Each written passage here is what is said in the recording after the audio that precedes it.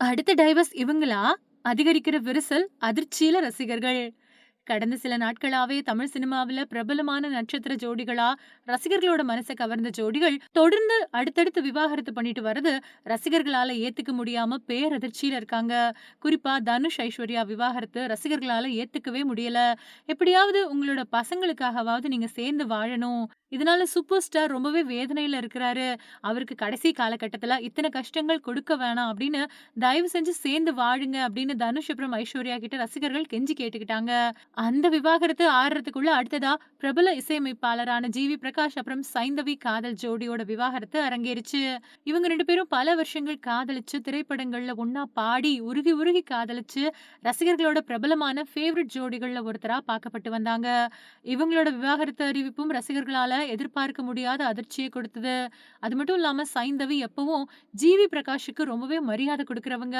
பொது மேடையில கூட சார் சார் அப்படின்னு தான் சைந்தவி ஜீவிய கூப்பிடுவாங்க. அந்த அளவுக்கு ரொம்பவே மரியாதை, அளவு கடந்த அன்பு, காதல் எல்லாமே இருந்தும், இவங்க ஏன் விவாகரத்து பண்ணிக்கிட்டாங்க? என்ன காரணம்?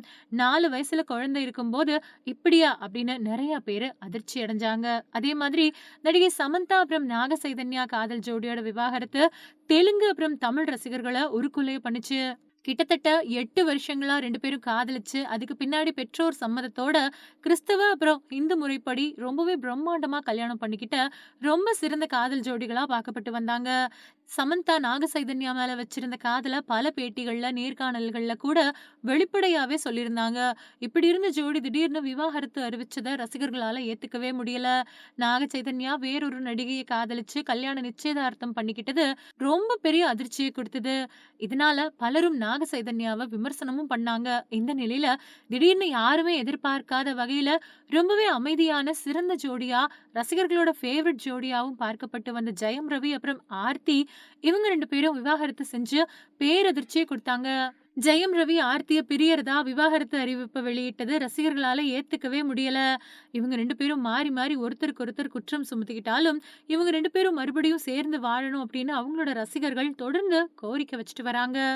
நிலைமை இப்படி இருக்கிற சமயத்துல அடுத்ததா பிரிய போற ஜோடி சூர்யா ஜோதிகா ஜோடி தான் அப்படின்னு சமூக வலைதளத்துல ஒரு செய்தி உலா வந்தது அவங்களோட ரசிகர்களை அதிர்ச்சிக்குள்ளாக்கி இருக்கு.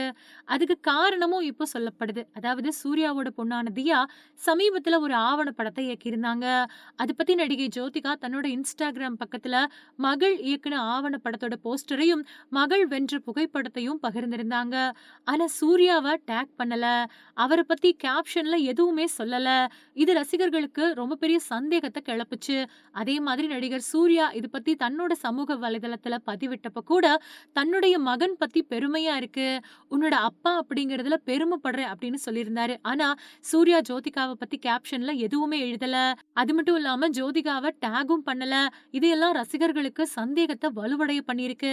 சூர்யா அப்புறம் ஜோதிகாவுக்கு இடையில விரிசல் ஏற்பட்டிருக்கு. அவங்களுக்குள்ள ஏதோ ஒரு பிரச்சனை ஓடிக்கிட்டு இருக்கு. இன்னும் கொஞ்சம் வாரத்துல அடுத்த விவாகரத்து இவங்களா தான் இருக்கும் அப்படின்னு ரசிகர்கள் சொல்லி அதிர்ச்சியை ஏற்படுத்திக்கிட்டு இருக்காங்க.